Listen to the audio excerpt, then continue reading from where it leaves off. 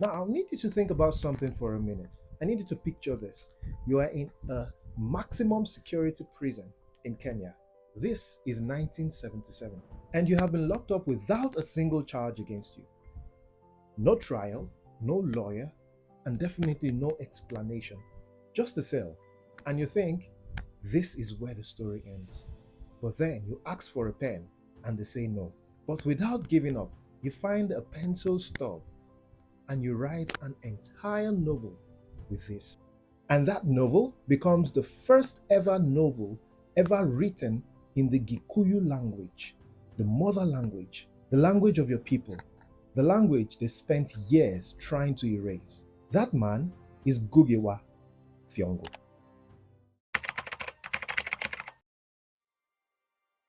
January 5th, 1938, a small farming village called Kamirito, just outside Limuru in Kenya's central province. That is where this story begins. It does not begin in a library, neither does it begin in a university. In the red soil of Gikuyu country, in a large peasant family, his father had 4 wives and 28 children. Ngũgĩ was one of them. Not the most privileged, not the most protected, but his mother, oh, his mother, she poured something into him that no colonial government could ever extract. She gave him the belief that he deserved to be educated, that he mattered, that his story was worth telling. Kenya was a British colony. The land his family farmed had been repossessed under the British Imperial Land Act of 1915, taken from them before he was even born.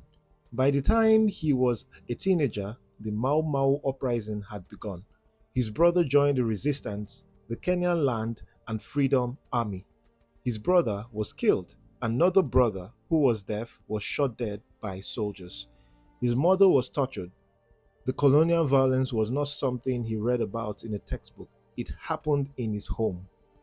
And yet, he studied. He got into the Alliance High School, one of Kenyan's most elite schools, and then Makerere University in Uganda, and then a scholarship to the University of Leeds in England. This is a boy from a village where the land has been stolen, whose family has been broken by colonial violence, ascending through every institution they had built to keep people like him down. This is who we are talking about today, and this is the foundation. And here on Mirror Your Culture, we like to talk about names. And Gugi's name is very powerful. His name is one of the most dramatic names in all of African literature. He was born James Ngũgĩ, a Christian name, a colonial name given to him at baptism by a system that believed African names were inferior to European ones. For the first part of his career, he wrote as James Ngũgĩ. His early novels, Weep Not Child and The River Between, published under that name. But something was shifting inside him. He had been reading Frantz Fanon. He was thinking deeply about what colonial does not just to the land, but to the mind, to identity, to language, and in the 1970s he made a decision. He dropped James, he dropped Ngũgĩ, he became Ngũgĩwa Thiong'o, his full Gikuyu name. And simultaneously, he made another seismic decision. He stopped writing in English completely. He declared that from that moment forward, he will write only in Gikuyu and Swahili, the languages of his people. He said, language carries culture, and culture carries the entire body of values by which we come to perceive ourselves and our place in the world. He didn't just write about decolonization, he lived it in every word he chose to put on the page.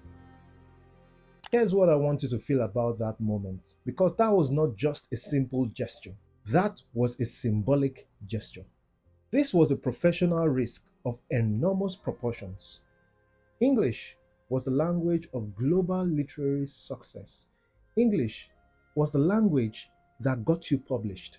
It was the language that got you reviewed and even read worldwide. And Boogie said no.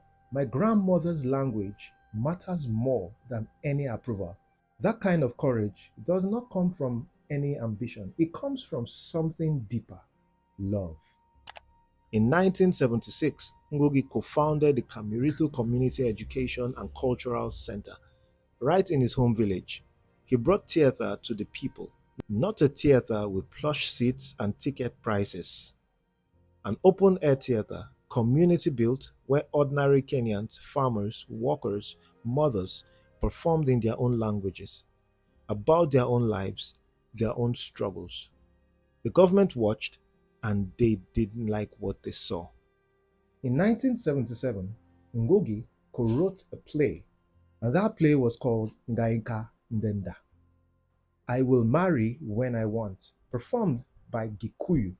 And in that open air theater, he spoke about corruption, he spoke about inequality, about the betrayal of ordinary Kenyans by the powerful. The audience was electric, the government furious.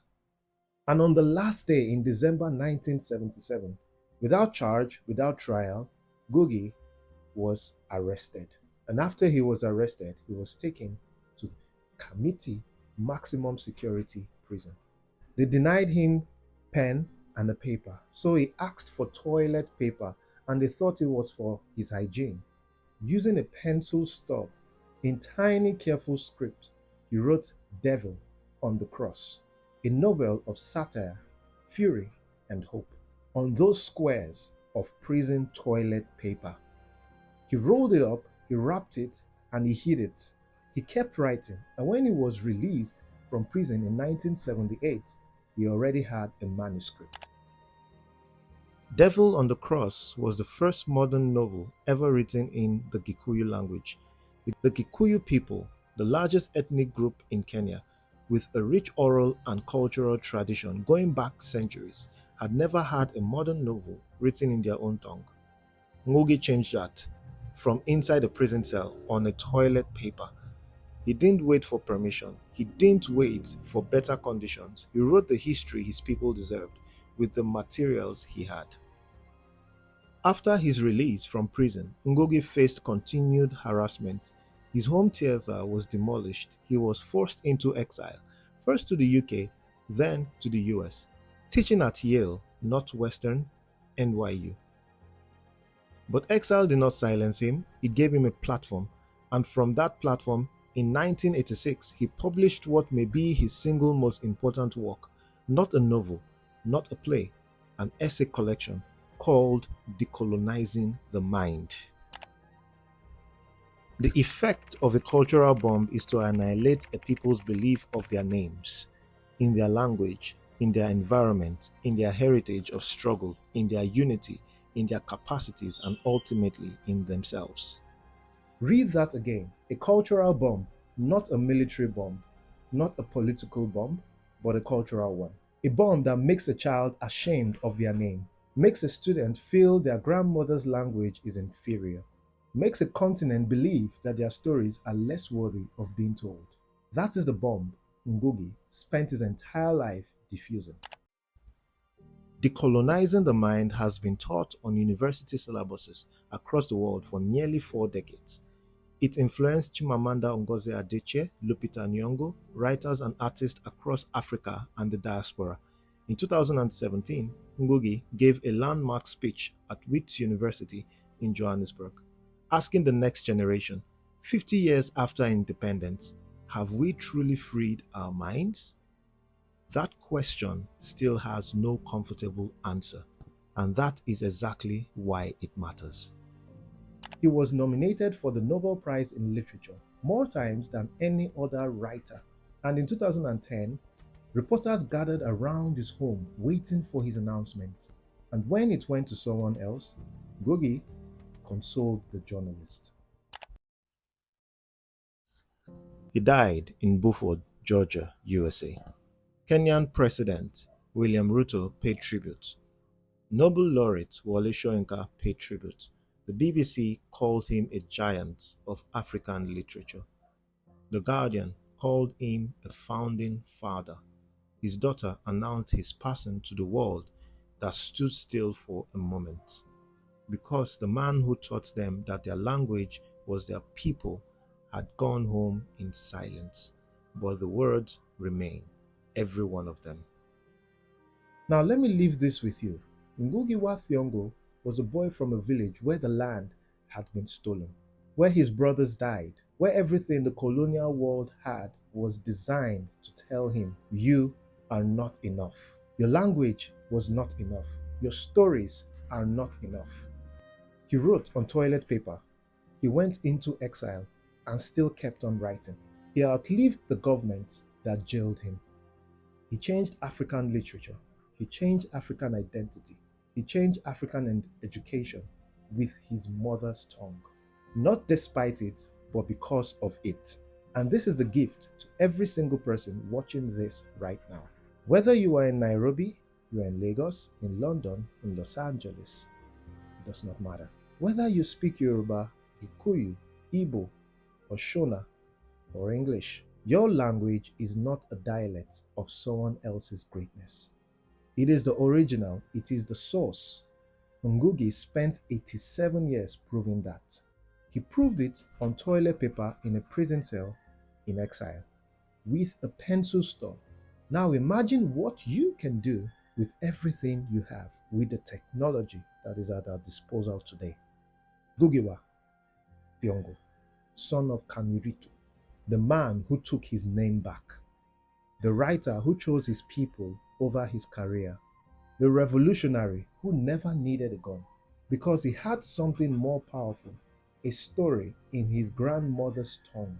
Rest well, Ngũgĩ. We will carry the words.